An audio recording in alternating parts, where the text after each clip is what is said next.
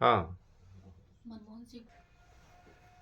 जब हम बहुत ज़्यादा ज्ञानी हो जाते हैं, जब हमें लगने लगे कि भाई अब तो हमने जो टेस्ट पेपर है 10 मिनट में कर दिया, अब हमारी कैपेसिटी बहुत अच्छी है, तो हमारा जो दिमाग है ना थोड़ा सा कहाँ चला जाता है, रिलैक्स मोड में चला जाता है।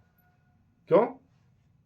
क्योंकि उसको ये अहंकार हो जाता है कि मुझे सब आता है, मैं इसे थोड़ी देर में कर दूंगा। जैसे किसको हुआ था, जैसे खरगोश को हो गया था, ये जरा सी दौड़ है, इसको मैं अगर ये वहां पे पहुंचेगा भी, लाइन के पास पहुंचने वाला भी होगा कछुआ, तब भी मैं उसको पार कर दूंगा। वो जो अहंकार था छोटा सा, वो उसको क्या हुआ, वो लेकर के डूब गया। हम कई बार सोचते ये पेपर है, ये तो मेरे याद है, इसे नहीं करूंगा मैं, ठीक है। लेकिन कई बार हमें छोटी सी जो कमी होती है, एक छोटा सा सुराग बड़े से बड़े जहाज को लेकर के डूब जाता है। तो व्यक्ति को इस पढ़ाई के मामले में बिल्कुल नहीं होना चाहिए भाई, किसी में हो या ना हो, लेकिन पढ़ाई के मामले में बिल्कुल नहीं, क्योंकि पढ़ाई आधार है हमारा। एक व्यक्ति था, ध्यान से सुनेंगे, जो बिल्कुल बेरोजगार था। घर वाले भी खाना देते समय उसको ताने मारते थे कि भाई आप खाना करते कुछ हो नहीं। और अब एक दिन वो इन सबसे होकर के बहुत परेशान, जैसे ही गांव में भी निकले, गांव में लोग कहें कुछ करता नहीं है, कुछ धरता नहीं, पूरे दिन घूमता रहता है। अब उसको बड़ा गुस्सा आता था लोगों की बात सुन करके। अब उसको लगा कि यार तो बिल्कुल बेकार ही है। तो लगा चलो यार अपना जीवन खत्म कर, छोड़, ये सारी बातें छोड़ दे। अब वो गया और देखा एक तालाब है, एक तालाब है गांव के बाहर, वहां कोई आता जाता है नहीं, उसी में डूब जाता हूं मैं। वो गया जा करके, पहले बैठ गया एक किनारे, तालाब के किनारे बैठ गया, देखने लगा इधर उधर के भाई कोई है तो नहीं। अब वो बैठा, उसने देखा कि एक बगला आया, बगुला होता है, समझते हैं, हंस के जैसा होता है लेकिन उससे छोटा होता है। अब वो आया, वो आकर के वो पानी में बैठ गया, पानी में बैठा, बैठ करके उसका मछली पकड़ने का तरीका दूसरा होता है। वो मछली पकड़ता है और ऊपर उछालता है ऐसे, और फिर उसको निगलता है सीधे। अब उसे वो रोमांचित होने लगा, उसको मजा आने लगा, देखने वाले को जो व्यक्ति था कि यार ये तो बहुत अच्छा इस तरीके से शिकार कर रहा है उसका। अब उसको बहुत अच्छा लगने लगा, फीलिंग अच्छी आने लगी उसको देख करके। अब उसने अपना पेट भरा, उड़ गया। अब उसके दिमाग में आइडिया कि ये तो मैं भी कर सकता हूँ यार। वो घर गया, उसने गत्ते के टुकड़े काट काट करके ऐसे ही बना लिए, मछली का करके छोटे छोटे से। अब उसने वो गत्ते को ऐसे उछालता था और दांतों से पकड़ता था।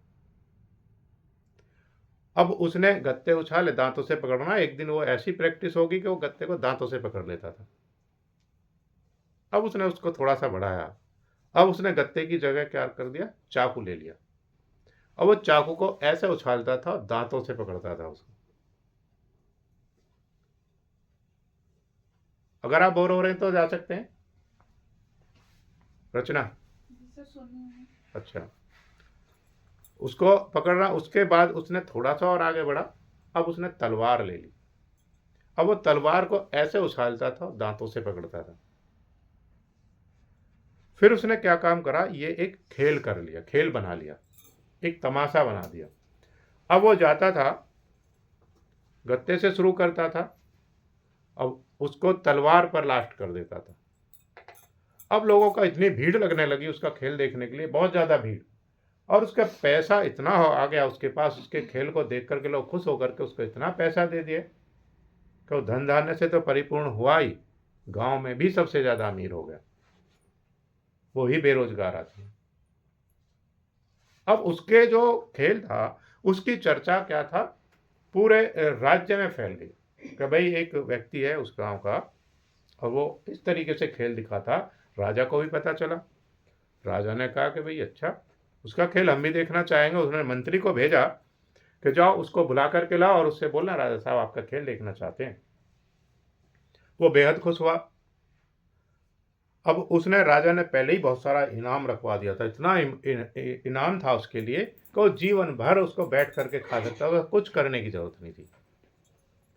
अब वो आया, दरबार लगाया गया बाकायदे, और दरबार में खेल शुरू किया गया। अब उसने खेल दिखाना शुरू किया। जैसे ही गत्ता दिखाया, पहले छोटे छोटे प्लास्टिक के टुकड़े थे वो पकड़े, फिर चाकू, फिर उसके बाद तलवार। अब राजा उससे बेहद प्रसन्न हुआ। उसने कहा कि ये सारा जितना भी धन है, गिफ्ट है आपके लिए, सारे ले जाओ, ये सब अब आपके। आपको अब जीवन में कोई काम नहीं करना, राज दरबार में ही आपको अपना हुनर दिखाना है हमेशा। अब वो बेहद खुश हुआ। अब उसने कहा कि अच्छा, ये सब ले जाने से पहले आप मुझे एक बात बताएंगे, तभी ले जा पाएंगे आप इसको। आप मुझे बताइएगा आपने सीखा किससे है ये? भाई कोई खेल सीखा है आपने तो उसका गुरु भी होगा, बिन गुरु के तो ज्ञान होता नहीं है। अब उसने वो सोच में पड़ गया, यार मैं इसको कैसे बोलूंगा कि मैंने किसी पक्षी से सीखा है, और पक्षी भी कौन सा, बगुला। तो ये राजा साहब तो मजाक उड़ाएंगे मेरी। उसने सोचा नहीं नहीं, मैं नहीं बताता नहीं हूँ ये। उसने कहा कि जी ये तो मैंने खुद ही सीखा है। प्रेरणा कहाँ से ली थी उसने? एक पक्षी से ली थी। उसने कहा कि ये मैंने खुद ही सीखा राजा साहब, मैंने किसी से नहीं सीखा, ना मेरा कोई गुरु है। उन्होंने कहा नहीं नहीं, ऐसा तो नहीं है, ये संभव नहीं है, बिना गुरु के ज्ञान होता ही नहीं है। अगर आप इतना अच्छा खेल दिखा सकते हो तो आपका गुरु उससे भी अच्छा जानता होगा, इसलिए हमें उसका एड्रेस दो, पता दो, उन्हें बुलाओ। उसने कहा नहीं राजा साहब, ये मैंने खुद ही सीखा है। उसने नहीं बताया। उसने कहा ठीक है, मान लेते हैं, चलिए हम एक बार और आपका खेल देखना चाहेंगे। दोबारा से फिर लोग बुलाए गए, फिर दोबारा उसी तरीके से फिर उसने खेल दिखाना शुरू किया। अब जब उसने सारा काम कर लिया, जैसे तलवार उछाली ऊपर, उसके गले के आर पार हो गई, वहीं उसकी जीवन लीला समाप्त होगी। इससे शिक्षा क्या मिलेगी कि हमें कभी भी अहंकार नहीं होना चाहिए अपने कार्य पर। जो हम काम करते हैं उसे बेहद ईमानदारी से करिए, बेहद ईमानदारी से करिए। जैसे अहंकार ने क्या हमारा जीवन खत्म कर दिया। अहंकारी व्यक्ति क्या होते हैं, उनकी विशेषता क्या होती है, वो कभी भी अपनी गलती स्वीकार नहीं करेंगे, वो अपनी गलती मानेंगे ही नहीं, मैंने कोई गलती की है। उसकी पहचान यही है, ठीक है। जो लचीले होते हैं, जैसे तूफान होता है, तूफान, उसमें जितने भी लचीले पौधे होंगे वो उसको झेल लेते हैं, वो कभी भी नहीं टूट करके गिरते। जो सख्त होते हैं एकदम से, उनका क्या हाल होता है, वो टूट जाते हैं। इसलिए कैसा बनना चाहिए हमें लचीला बनना चाहिए। जब हम लचीले बनेंगे तो हर जगह एडजस्ट हो जाएंगे। अगर हम लचीले नहीं है तो हम कहीं भी एडजस्ट नहीं हो पाएंगे, दुनिया में किसी चीज़ में भी। तो लचीले बनिए और आगे बढ़िए, ठीक है। कहानियाँ इसलिए सुनाई जाती हैं ताकि हम आगे बढ़ें, प्रोत्साहित हों, उनसे कुछ सीखें। 26 जनवरी, 15 अगस्त और विशेष त्यौहार वैसे ही नहीं मनाए जाते हैं, इनके पीछे कुछ ना कुछ उद्देश्य रखा होगा।